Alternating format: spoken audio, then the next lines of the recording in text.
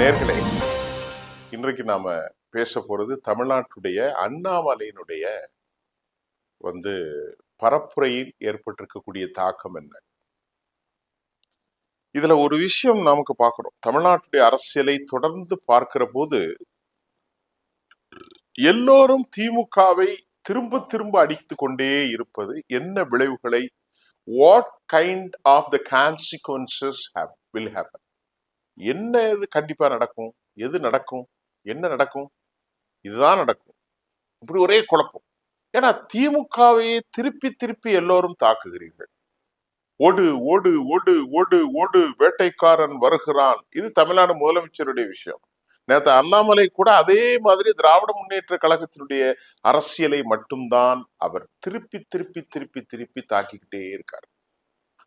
உண்மையிலேயே அண்ணாமலையினுடைய அந்த ஸ்டேட்டஸ் என்ன, அவருடைய புள்ளியியல் கணக்கை நாம் பார்க்கின்ற போது 18 வயதிலிருந்து 25 வயதுக்குள்ளப்பட்டவர்கள் 14 விழுக்காடாகவும், 26 வயதிலிருந்து 39 வயதில் இருப்பவர்கள் 40 விழுக்காடாகவும், 40க்கு பிளஸ் 50-53 உள்ளவர்கள் மீறுள்ள கணக்கில் 17 லட்சத்திலிருந்து 19 லட்சம் பேர் அவரிடத்தில் உறுப்பினராக பதிவு செய்யப்பட்டார்கள் என பதிவேட்டு குறிப்பு நமக்கு தெரிவிக்கிறது. ஒன்று. அண்ணாமலையின் மீது பாசிட்டிவ் என்ன, அண்ணாமலையின் மீது நெகட்டிவ் என்ன, ஒரு பத்திரிகையாளர் நமது பார்வை. பாசிட்டிவ் அவருடைய சாதியும் கொங்கு மண்டலம், நெகட்டிவ் அவருடைய பின்புலமாக பாஜக அவரை இயக்குகிறதா என்ற கேள்வி, ஆழமான பார்வை, அதுவும் சந்தேக பார்வை அவர் மீது இல்லாமல் இல்லை என்பதுதான் முக்கியம். அதற்கு விடை தேடுகிற அண்ணாமலை என்ன சொன்னார், அதையும் நாம் பார்ப்போம்.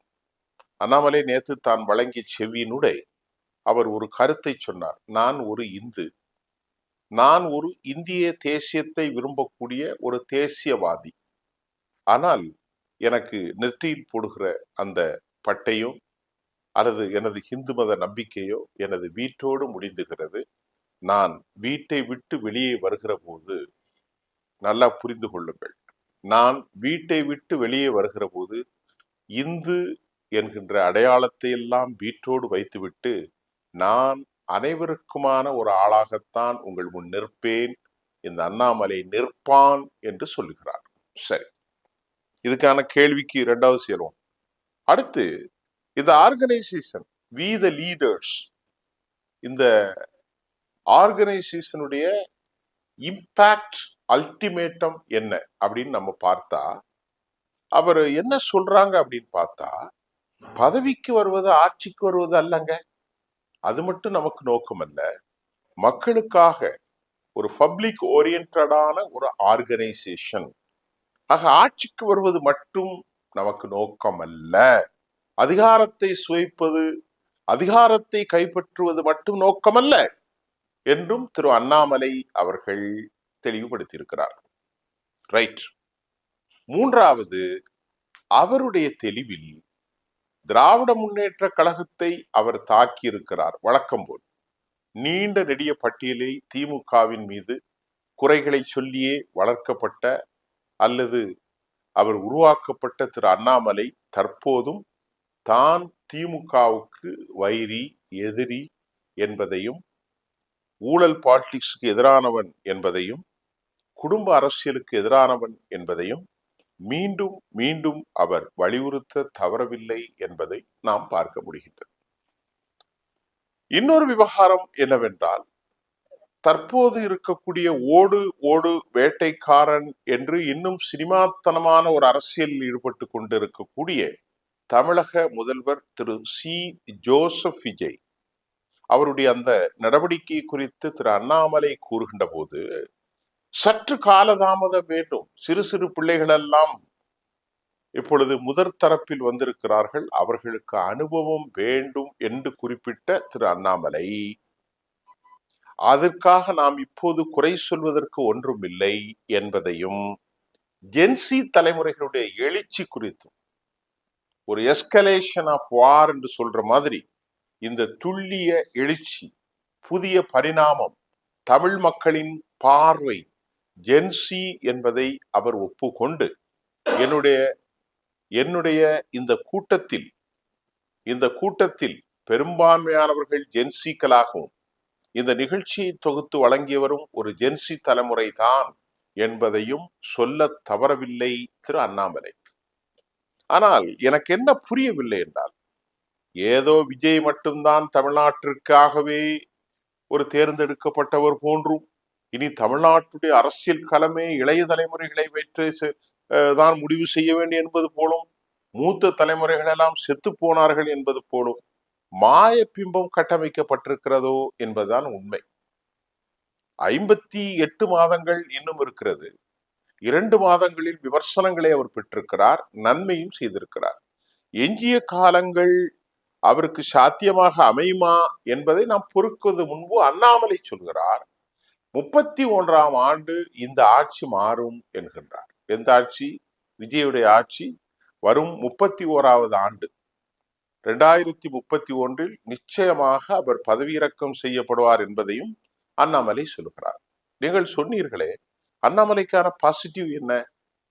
நான் மறுபடியும் சொல்கிறேன், அண்ணாமலை அவருக்கு ஒரு பரீட்சை உண்டு இருக்கிறது. உண்மையிலேயே அவர் வலதுசாரியா அல்லது அவர் நடுநிலை நாயகனா என்பதை திருப்பரங்குன்றத்தில் ஏற்படுகிற இந்த விவகாரம், அவர் இது மாதிரி சில விவகாரங்களில் கருத்து தெரிவிக்க வருகின்ற போதே அவர் கூட இருக்கக்கூடிய உண்மையான ஹிந்துத்துவவாதிகள் விலகி விடுவதற்கும் அல்லது உண்மையான சோசலிசவாதிகள் அவரோடு இணைந்து பயணிப்பதற்கும் சிறுபான்மை சமூகம் அவரோடு தலித்துகள் இணைவதற்கும் வாய்ப்புண்டு. அதற்கு அவருக்கு வரக்கூடிய ஒரே ஒரு பல பரீட்சை திருப்பரங்குன்றம். இது தூண்டிவிடப்பட்டு சீவப்பட்டு நில அளவை கல்லில் கொடியேற்ற வேண்டும் அல்லது தீபத்தை ஏற்ற வேண்டும் என்று எனக்கு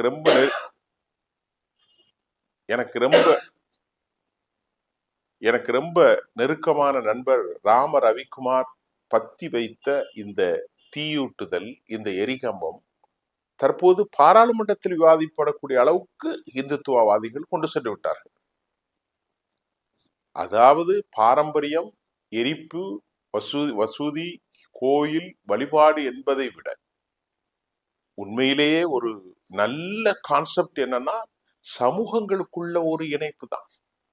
இது கோயிலா இருக்கணுமா, இது மசூதியா இருக்கணுமாங்கிறத தாண்டி, இதுல இது கோயிலா இருந்ததை உடைத்தால், மசூதியா இருந்த உடைத்தால் சமூகம் கெட்டு போகும், ஈரல் கெட்டு போகும் என்ற அடிப்படையிலே தான் முடிவுகள் எடுக்கப்படணுமே தவிர, மசூதி இங்கதான் இருக்கணும், கோயில் இங்கதான் இருக்கணும் அப்படிங்கிறதெல்லாம் இல்லை. அது எங்கே வேணாலும் இருக்கலாம்.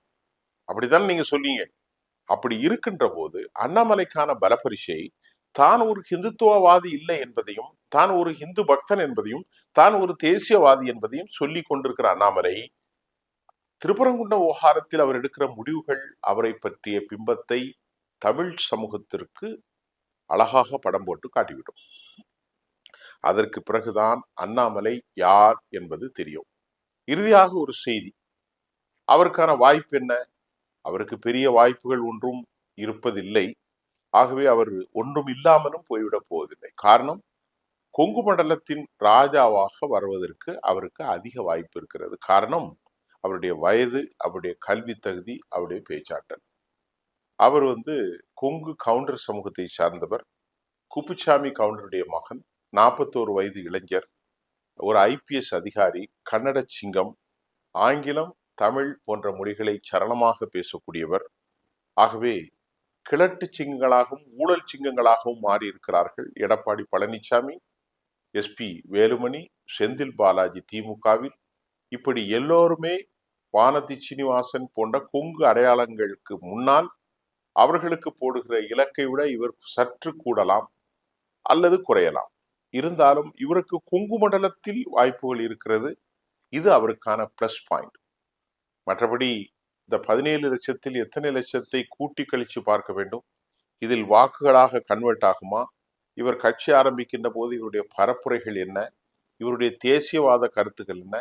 தமிழ் தேசியவாதம் என்ன? பெரியாரை பற்றி, அம்பேத்கரை பற்றி, தலித்துகளை பற்றி என்ன சொல்ல போகிறார்? இடஒதுக்கீடை பற்றி என்ன சொல்ல போகிறார் என்கின்ற பல கேள்விகள் அண்ணாமலைக்கு தொங்கித்தான் இருக்கிறது. ஆட்களை கூட்டி அவர் பேச்சில் இதுதான் நேற்றைய சாராம்சம். மீண்டும் அடுத்த செய்தியில் நான் உங்களை சந்திக்கின்றேன். நன்றி.